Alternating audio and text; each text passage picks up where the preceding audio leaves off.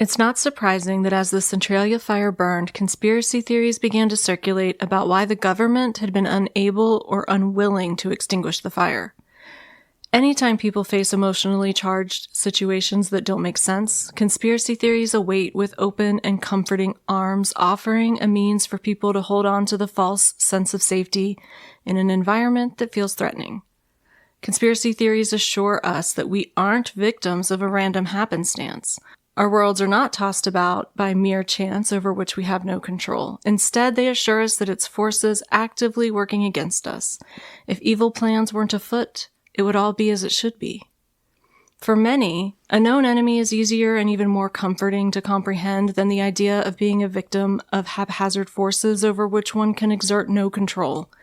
And when government and official actions and explanations fail to satisfactorily address these situations, well, that just adds more fuel to the fire. And in Centralia, where the government from the local level all the way up to the federal level had missed and mishandled so many opportunities to save the town, residents searched in vain for the salve of a logical and reasonable government response to the impending tragedy. Finding the official statements and the official actions all lacking in reason by the people who were facing the real risks to their lives and livelihoods, the groundwork was laid for a bumper crop of conspiracy theories. When the government planned to provide a fly ash flushing barrier that appeared to result in deadly gases building up in the first homes of Centralia, people's faith in the government response to the disaster crumbled, and a town that had remained relatively docile for the first 7 years of the fire finally geared up to fight for a better government response. And those that distrusted the government began to sow seeds of doubt, claiming conspiracies were at work. And the truth is that based on evidence uncovered by journalists researching the Centralia response, some of those theories weren't necessarily right, but they weren't altogether wrong either. I don't believe the Centralia fire was a grand plan to steal the coal riches at the cost of an entire town. But I do believe that many of the poor decisions leading up to the ultimate demise of the town were absolutely driven by financial decisions and bureaucrats that decided the only value Centralia had came down to the dollars and cents of the real estate and not in the people and community that resided there. Today, we're going to continue to talk about the fire response and get into the Centralia conspiracy theories on Crime to Burn. Welcome to Crime to Burn, where we explore the dark, sooty landscape where true crime intersects with arson and criminal negligence. Join us as we sift through the ashes to bring you the story of what really happened.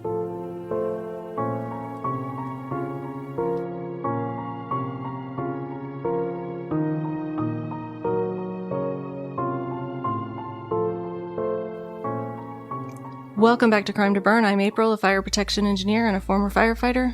And I'm Dr. Emilio Lizardo. Laugh while you can, monkey boy. Please follow us on Instagram, Facebook, X, and TikTok. Also subscribe to our YouTube channel. When you see content from us, the best thing you can do to help us grow is to watch the entire video, or as much of it as you can stomach. Leave us a like, make a comment. If you want to share it to your own stories or DM it to a friend, that would also help. Podcasting is not free and court records cost money, and we are not asking for financial support, only for you to help us grow. Getting our content out there in people's recommendations is a big part of that growth. Also, tell your friends and family about us, and if you feel so inclined, plaster our logo upon your body with the products from our merch shop, which is on Spreadshop, and you can find a link in the show notes. As always, you can send us an email with case suggestions, your own fire stories, and feedback at crimetoburn@gmail.com. And lastly, I got a message from a fellow podcaster in which one of their fans mentioned us in their message to that podcast, saying they were also a fan of us, and I was like, but why isn't she messaging me? So I messaged her. Y'all, you can message me just to say hello and you like the show. We are still small enough that I can respond. There may come a day when we get too much traffic to respond to every message, but we're not there yet. So you're cordially invited into my DMs to say hello. Just keep it appropriate. And be warned, when something strikes me as funny and I want to share it, you may get picked to receive random insomnia memes, random messages about whatever's irking me at the moment, but that's the risk you take being my friend. But get in there and say hi. This podcast doesn't work without you, so come on over virtually and say hi. Okay, we've covered the theories of how the Centralia fire started. I believe that it was a controlled burn at the dump. That sounds like the most likely explanation to me, but there are several other theories that we have covered. And then we talked about the initial efforts to control and contain the fire and why they failed. Last week, we wrapped up by talking about the fly ash flushing barrier and how it had the unintended consequence of closing off some of the vent openings for the fire, causing increased levels of toxic gases, including carbon monoxide, in the homes on Wood Street closest to the fire, and forced the evacuation of 3 families. Well, I don't understand. That's why nobody has suggested that it was aliens collaborating with Bigfoot that caused it. I haven't read anyone that's put forth that theory, but if you develop it, then we can cover it before we end the series. Once the mine investigators realized how close the fire actually was to Wood Street, they informed the contractor that the fly ash barrier needed to start there and start immediately. However, these families were not satisfied that this barrier would work and wanted the government to dig a trench, and they were finally ready to be more vocal about it. At this point, the only casualty of the fire had been a pet canary, and government officials were telling all of the Centralia residents that the gases could not penetrate through all of the solid layers of rock between the fires and their homes. But it just wasn't true. Now, there were 2 reasons that this wasn't true. First, there were miles of undocumented mine passageways underground that were made by the bootleg miners, so officials had no way of predicting how the fire might spread through these passageways because they were unmapped. And they contributed to the fire not just in pathways for the fire to follow, but also in ventilation pathways, and ventilation would influence how the fire grew and spread, and without understanding all of the locations for those pathways, they really were operating at a loss in trying to predict spread and growth of the fire. In addition, the rocky ground was not actually a solid layer of bedrock. It had fissures and openings, and it was absolutely not only possible, but an actual reality that gases like carbon monoxide were leaking into the homes closest to the fire, despite those assurances from the government. Finding out that the one thing the government had assured residents could not happen was actually happening, that seems to be the thing that finally spurred Centralia residents into action. This was proof that the government had lied to them. And now the government was telling them the fly ash barrier was the best way to prevent the fire from spreading, and the whole town could not trust the message. They knew from decades of mining experience in the area that the best way to deal with mine fires historically has been a trench, the kind of trench that the government said they didn't want to pay for because the cost was too exceptionally high compared to the real estate values in town. But to the residents of Centralia, the town wasn't just a place to live and work. It was their home. It was the place where they had invested their savings, where their family members and their family memories were. And to each of these families, there was no financial value too great to save their town and their livelihoods and their family legacies. And now they knew the government had lied to them, and this blind trust that the town's residents had been given to the government seemingly began evaporating, and they began to more rigorously question and make demands. And their first demand was for a trench to block the progression of the fire from reaching town. And suddenly, all of those people that had not trusted the government and had been claiming that the government was involved in a grand conspiracy had a much more receptive audience because the people's trust in the government was fading. They claimed that the government was in cahoots with private coal companies to drive the residents from the town. Now remember that the town of Centralia owned the mining rights directly below town, and so if the town wasn't there anymore, those mining rights to this motherlode of anthracite coal that people still believed was beneath the feet of the townspeople, then it would be up for grabs. And it didn't seem like as crazy of a theory in light of the unexplainable bureaucratic bungling that had resulted in the fire growing to a point where the town was actually threatened. However, I don't think the answer was really a conspiracy to gain access to some motherlode of anthracite coal. For starters, the amount of coal that remained could be nothing more than a guess, because all of the illegal bootleg mining that had been occurring was also contributing to the fire spread, but nobody knew how much of the coal still existed below the town. Secondly, the bottom had dropped out of the anthracite coal market, and it was not coming back. But there was a newspaper that printed a front page story that had the headline, "Can Coal-Rich Centralia Be Moved?" And it fed fuel to the conspiracy theory of some government and private sector collusion to end the existence of Centralia over coal rights. Now, the paper went on to explain that the coal beneath Centralia was estimated to be worth at least $25 million, which was a figure that no one could ever support with data because the data didn't exist. But what they could support with data was that the entire town itself was only worth about $1 million, which was at least an increase over the $500,000 it had been estimated to be worth in a government memo several years earlier. And the town actually knew that it was worth $1 million. And this is because the Pennsylvania Department of Community Affairs had done a feasibility study of Centralia. Now, they told Centralia, the residents and the city council, that the feasibility study was related to economic development so that the city council would approve it. But after it was completed, reporters uncovered that it was not a feasibility study for economic development. It was a feasibility study that the government did to determine the economic feasibility of moving the entire town of Centralia.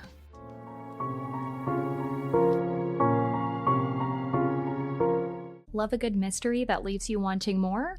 Check out my podcast. Hi, I'm Kadra, the host of Perplexity, a Mystery Podcast. I tell tales every single week that have left me perplexed.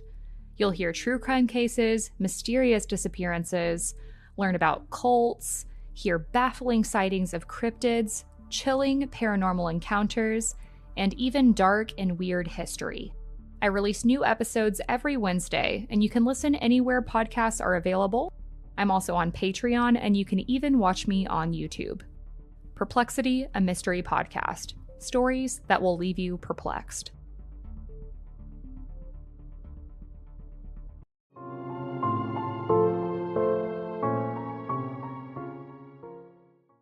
Upon learning this, enraged residents accused the town council of being part of the conspiracy, and attempts to dampen this now wildfire of conspiracy theories became nearly as hard to snuff out as the coal fire that birthed them.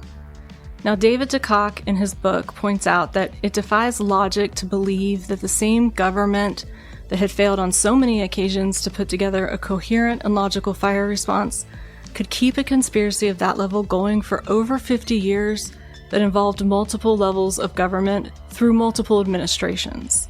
He asserts that to believe such a thing is possible is a stretch of the imagination. Now, one point DeCock makes is that the anthracite market just didn't support the theory.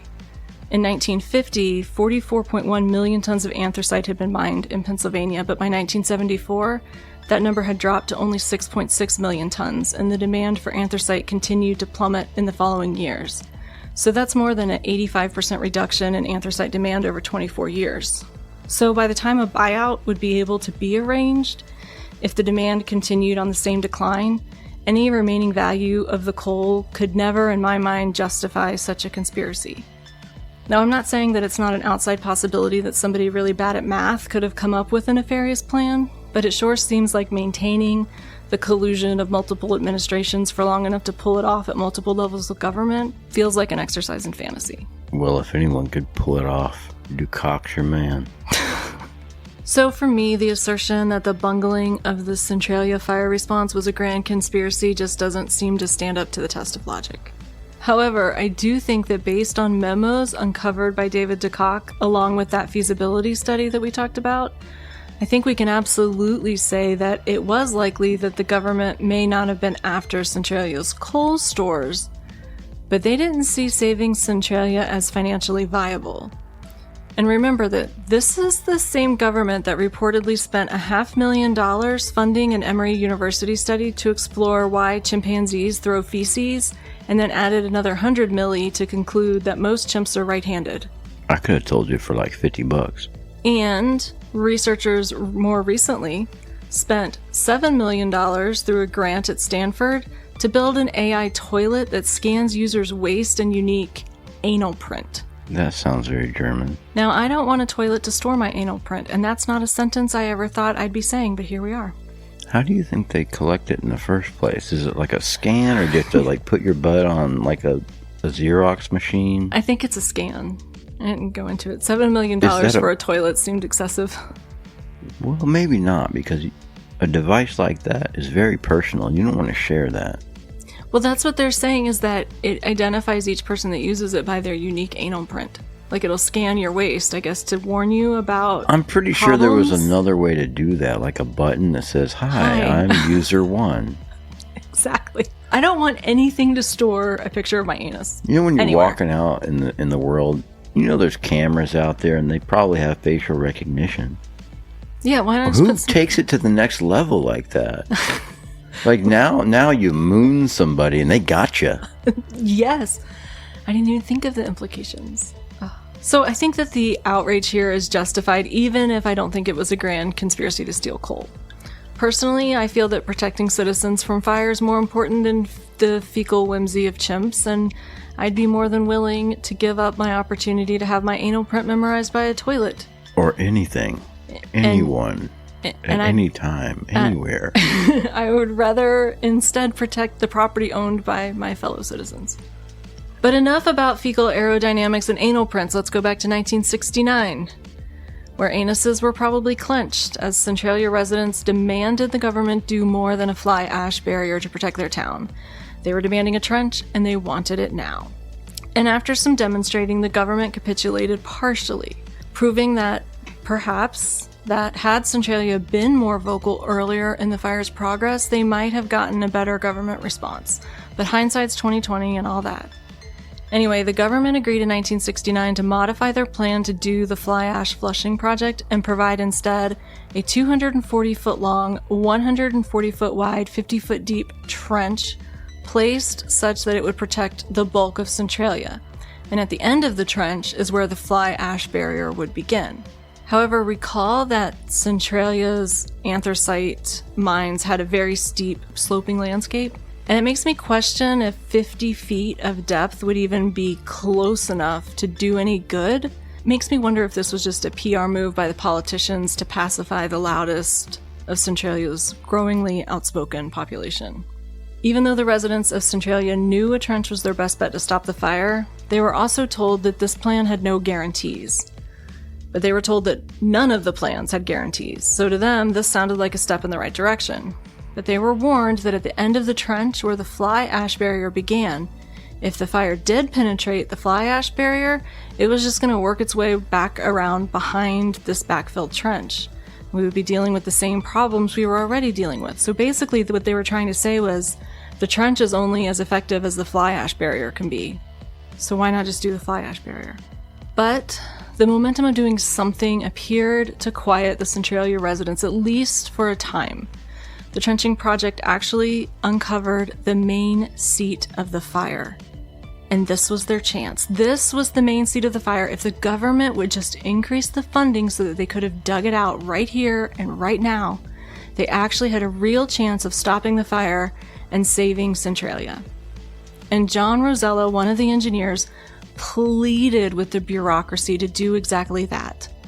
But Washington bureaucrats, who were not tasked with looking into the eyes of Centralia's people and delivering bad news, felt no qualms about their decision that no more money would be allotted and the pit that had been dug out would now be backfilled with non-combustible material. So many of the people that were involved in the efforts to get funding to dig out the fire right there, at this point, they sort of recount this as the final straw where they believe the government officially gave up any chance, threw in the towel on saving Centralia. They said this was their best chance to stop the fire, and it had once again been plundered by outrageously asinine decision makers hundreds of miles away from consequences of their inept wielding of budgets and power. So the pit was backfilled with non-combustible material, the fly ash barrier was completed, and the government told the people, "We've done all we can do, but you should be safe now, the fire can't reach you." And the people of Centralia wanted to believe this, but at this point everyone knew the government can and would lie to them. But life continues on, people have other things to worry about day to day than just this mine fire that's about to eat their town, and the truth is that for a while things did seem to be working. But by 1976, boreholes near homes in Centralia were once again advertising the government's ineptitude as temperatures and carbon monoxide levels showed that the fly ash barrier had not stopped the fire from progressing its slow march under the town. The levels of carbon monoxide measured from these boreholes was high enough to be deadly within minutes, and townspeople once again began worrying that it was seeping silently into their homes. The truth is, this should not have been a surprise to anyone. After the completion of the trench portion of the 1969 project, that had also required the demolition of 3 homes to complete, the fly ash project extended for many more years, but in 1972, The fire actually breached the fly ash barrier before they even finished building it, and it was putting the nearby town of Burnsville at risk. That's ironic. Yeah, it is. So officials immediately requested emergency funding to repair that breach, and it took nearly an entire year to get the increase in funding, but they did get it. But what's interesting about this is when they did the repair, they first put boreholes on the cold side of the barrier as an early warning system in case the barrier failed. If the fly ash barrier was so reliable, why did we need an early warning system? Or maybe redundancy and an abundance of caution. I think at this point, government officials knew there was problems with fly ash barriers. And through 1976, the lies continued. Borehole data showed increasing temperatures and carbon monoxide between the fly ash barrier and Centralia. But the Bureau told everyone that the fly ash barrier was still holding, but the temperatures had climbed because there may be some gaps at the top of the barrier and the gases were just going over the barrier, and that's why they were getting to the boreholes and increasing temperatures, which makes no sense. If there's gaps at the top, then it can't be a barrier. That's not a barrier. It's not the definition of barrier, people.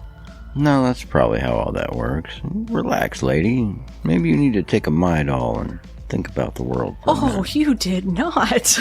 It seems to have been common but unspoken knowledge at the time, or at least it was not officially spoken outside of hushed tones in back rooms, that fly ash, which had been touted as such an amazing firefighting technology, was not immune to settling. And engineers believed that at Centralia the fly ash barrier had settled, creating voids at the top of the chamber which allowed the gases of the fire, if not the entire fire, to penetrate the barrier. But officially, engineers claimed that these openings caused by settling were just allowing the gases to vent to the other side, and that was resulting in these increased temperatures and gases. But they assured the residents that the fire was safely contained. A response so illogical that it isn't hard to understand why residents began latching onto conspiracy theories. One very long wait later, in April of 1977, the project to repair this leaky barrier was finally funded. But confoundingly, at the same time, engineers interviewed by the press were continuing to explain that competent rock strata was protecting all the Centralia homes from carbon monoxide, which is a claim we already had proven untrue back in 1969. But the government now planned to drill more boreholes to identify where the barrier had leaks and then backfill those leaky areas. And they finally had our old friend Gordon Smith out of the way. He had retired. So they had readopted their old plan to backfill those pits east of the fire that Gordon had insisted remain partially unfilled to allow the fire to vent away from the town. But now that he's retired, nobody's there to stop him. They're going to fill those pits. So those boreholes revealed some very telling information. While in the area they drilled, they concluded that the fire had not actually penetrated the barrier at this point. They did find areas where the fly ash was tightly packed and properly installed. They found areas where it had settled, leaving voids at the top. But disturbingly, they also found areas where there should have been fly ash, and they found none, not any fly ash. So this showed that this fly ash barrier had never been a fully competent barrier to protect the town.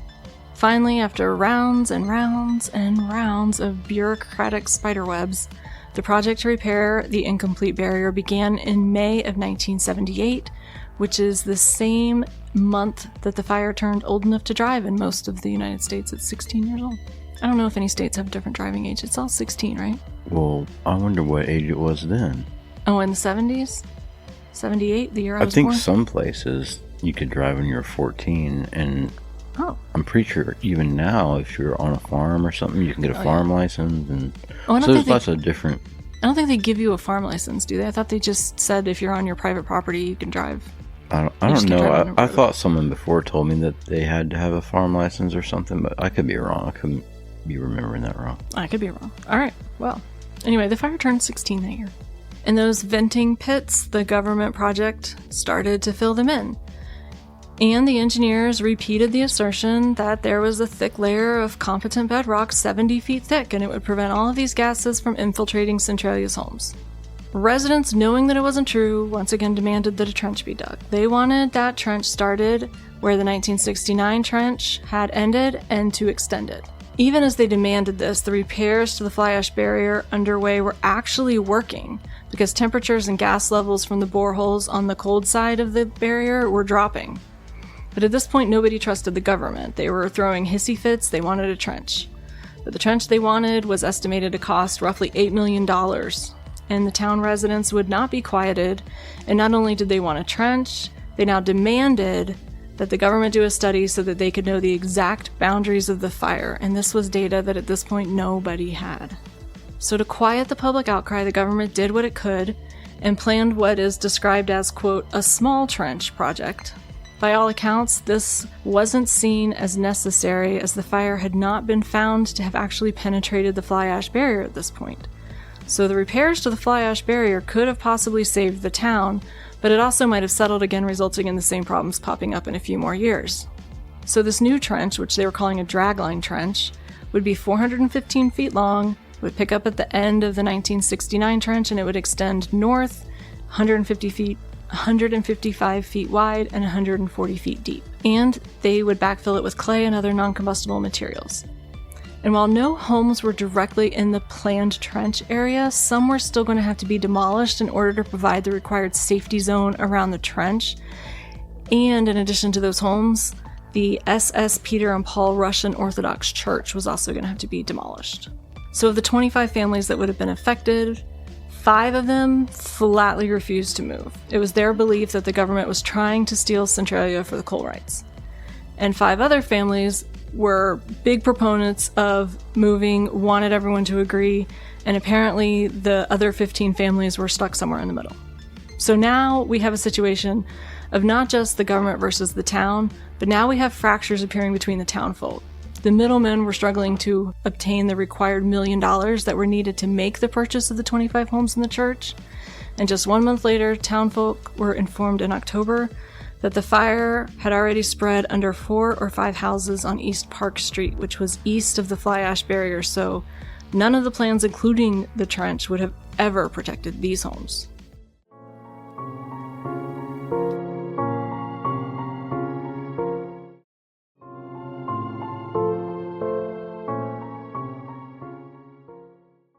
So 7 possible projects were proposed, from repair of the fly ash barrier all the way up to what they called the Panama Canal Level Trench Project, which would have required demolition of 78 homes. So the city council worried that any delay in starting a bigger and better project would put them in a worse position, and they agreed to approve the dragline trench project and repairing the fly ash barrier in the hopes that they would at least provide some temporary protection to allow them time to get funding for a better plan. And then the Bureau of Mines said, no. They instead said a $6 million super flushing barrier project would fill the area where the fire burned with non-combustible material, including fly ash and concrete grout, which would starve the oxygen from the fire and cause the fire to burn out within a few years. And this way, no one would have to sell their property, which is what Centralia wanted to hear, and they tried to convince the now exceptionally distrustful town residents that it was even better than the dragline trench.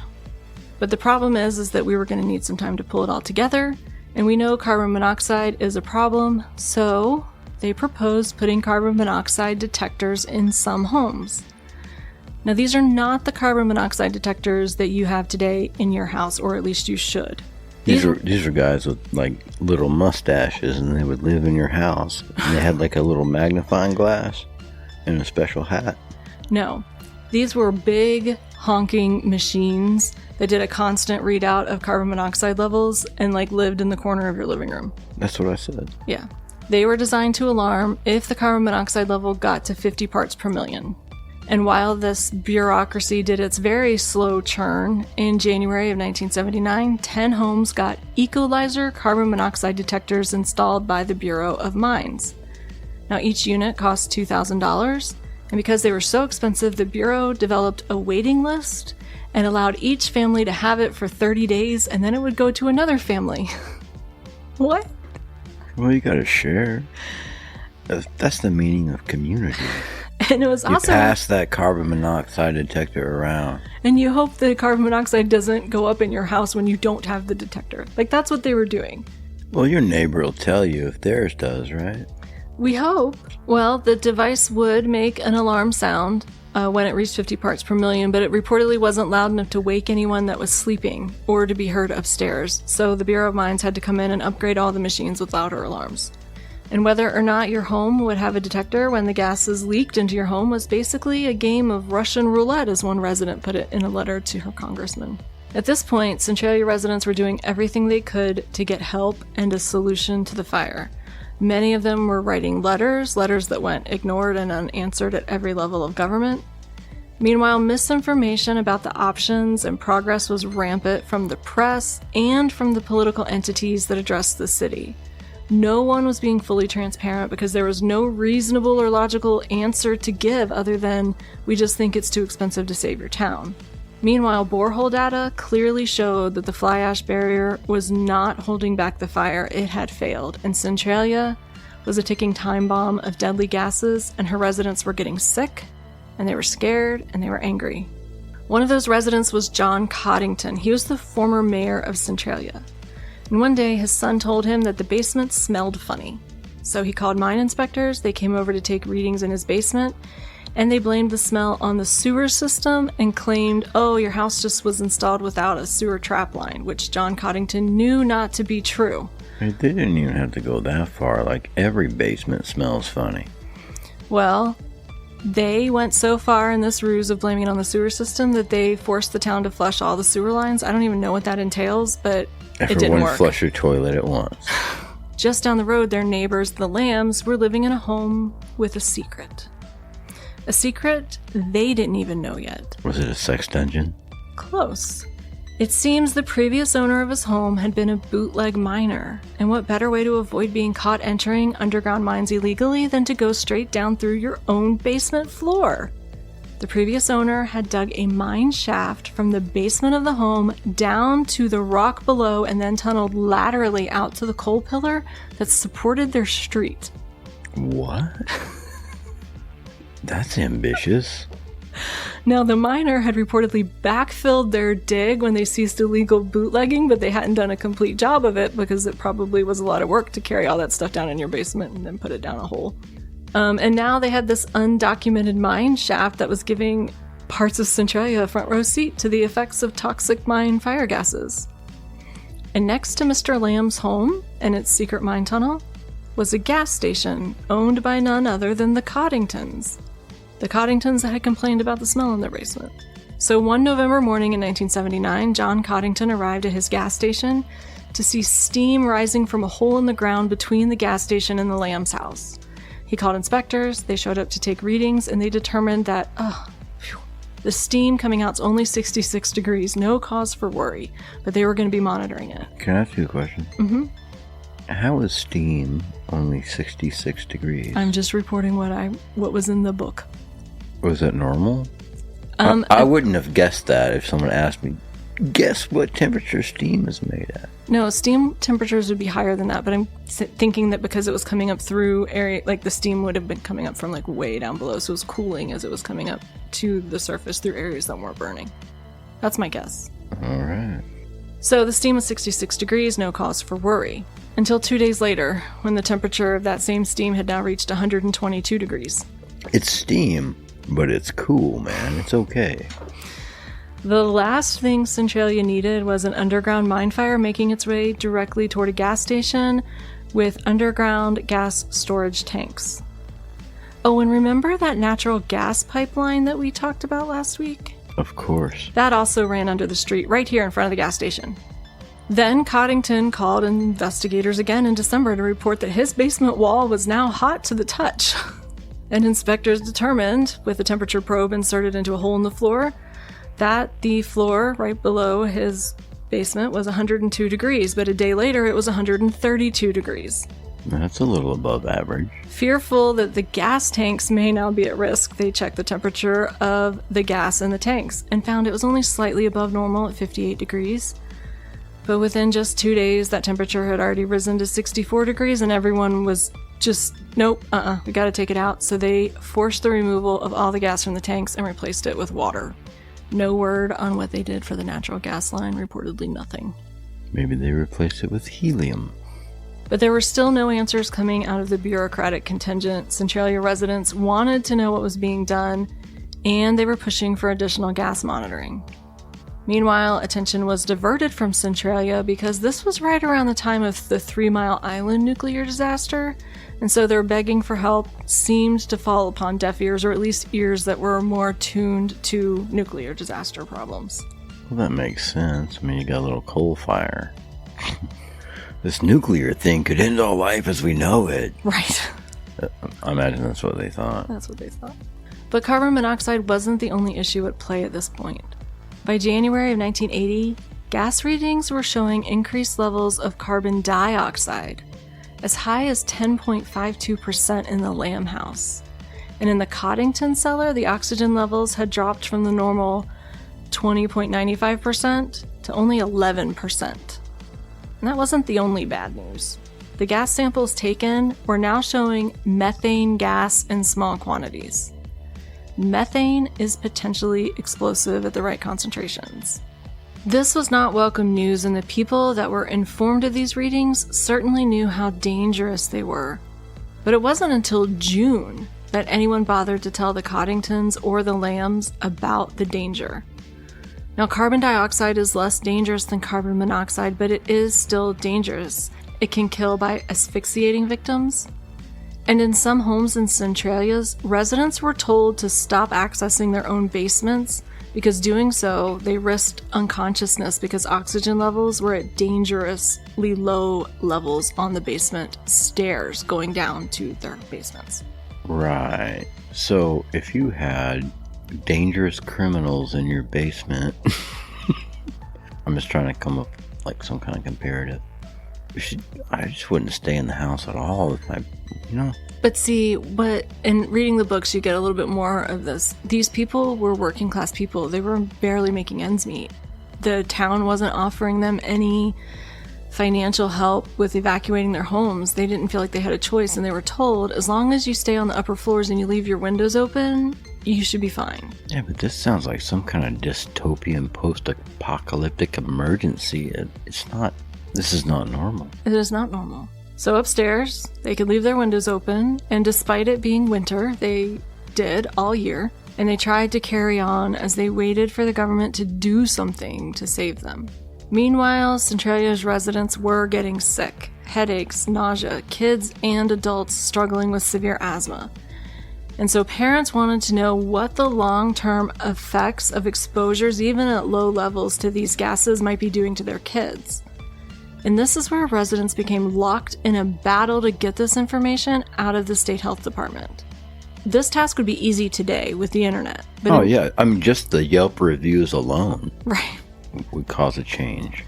But in 1980, this wasn't so easy. And the Department of Health was guarding these answers like it was a state secret. It seems like maybe it was. Residents tried to do the research themselves at libraries and from medical texts, but the truth is that because of the limited number of available studies and the information gatekeeping at the health department, these residents couldn't even make informed decisions for their families about what to do because they couldn't understand the severity or the potential consequences. And despite every misstep and poor decision that led to this scenario, the people of Centralia were still operating under the assumption that the government can, would, and should do something to mitigate the fire spread and protect the residents from the gases that were now definitely infiltrating their homes. So what did the government do next? Because as press picked up the stories and more residents embarked on letter writing campaigns and politicians were being openly questioned and criticized, they had to do something. And they did. And we'll get into it next week on Crime to Burn. Did you bring your tinfoil fedora? It's upstairs. Should I go get it? I ate all the Jell-O already. It was not filling. Remember when we used to have file cabinets? I had to get stitches because of a file cabinet in college. I wouldn't wear flip-flops with socks. Can you wear flip-flops with socks? Yeah, if you're willing to give yourself a toe wedgie, you can. Oh, no. Just the toe wedgie alone would have been too much for me. I'm weird about things between my toes. I don't know how people wear those 5-fingered socks things, 5-toe, like with the toe sleeves. It makes me itch thinking about it. Nope. So what does it feel like now when your toes touch each other? Is there you get zero friction toes? I'm used to the skin sliding against skin feeling. Now I'm unsure which is better. Your slippery bearskin toes or a nice sanitary barrier? Now, see, might be something to toe socks. I don't know if that's even legal.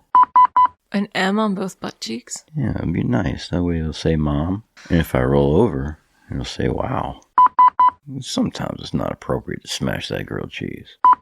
Does the room sound extra echoey today? Might give us more wildlife sounds. Wonder when our frog's gonna come back. Don't forget the beer cans in the shower.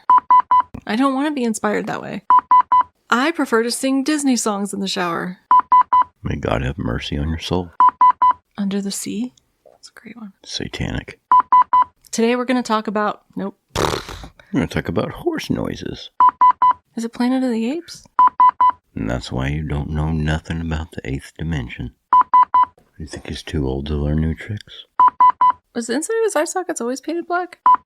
Yeah, he usually wears dark glasses, and so nobody really knows that. If you would want, like, bleh, boop, bleh. If you would like to make all those noises, DM me. Bigfoot, he could be the one to bring our message to the world. And so he was just going, or whatever sounds Bigfoot makes. That sounded like a Wookiee taught him to talk. No, that wasn't even close to Wookiee. Well, what does a Wookiee sound like? I can't even do it. The accent and dialect is too specific. I wouldn't even really attempt it. Because the government officials kept... And the ASPCA was complaining. That sounds like something one frat boy said to another. Sorry, you had to explain it to me. Live in fear of the microphone. Fear this microphone. Through the magic of editing, no one will know. But the... Man platform. Manned platforms. But it's raining men on man platforms. I walked into the office and the main operator slams the drawer that's next to him. But there's smoke just pouring out of the drawer. Like, he was smoking a cigar and his ashtray was in the drawer. And ironically, that was the platform that did have a fire while I was out there. But it wasn't from a cigar. Now we must wait for the dog to select a new seat. I just get my finger on the pulse of the hate of the nation this week. I've been watching some horrible things. After completion of the trench, port. What are you looking at? Your boobs. What else? Breathe, my pasty friend. I don't want you falling out of the chair. Remember to breathe. Breathing is important. Exhaling is maybe more important than inhaling. You'll inhale on your own. You can't help it, but you need to exhale on purpose. The stamina of some of these podcasters. I don't know. Well, it's got to be exhausting always staring at the carbon monoxide detector, wondering when it's going to go off. You got to share that burden with the rest of your neighbors. I didn't know they were Russians. I still didn't see that frog. Just a lizard. Our dog likes lizards. Mostly in his water. Lizard tea. Blech. You get the bartender's wearing a gas mask. The waitress is not in a good mood. Why are you looking at me like that? This is my face. It's the only look. I only have one look. It's recommended that you don't go in your own basement. If I hear that on the radio, I'm leaving. I'm going to another whole different place. There's still 5 houses in Centralia that are occupied today. And one of them's a barbecue joint, right? Not that I know of. No, that would just be funny. But I think it's wise to recognize the time and purpose for a tactical retreat. You think I could get a Centralia Fire Department t-shirt? We're going to need some PPE. You did. You got a tactical walking stick. Hurting yourself editing, no.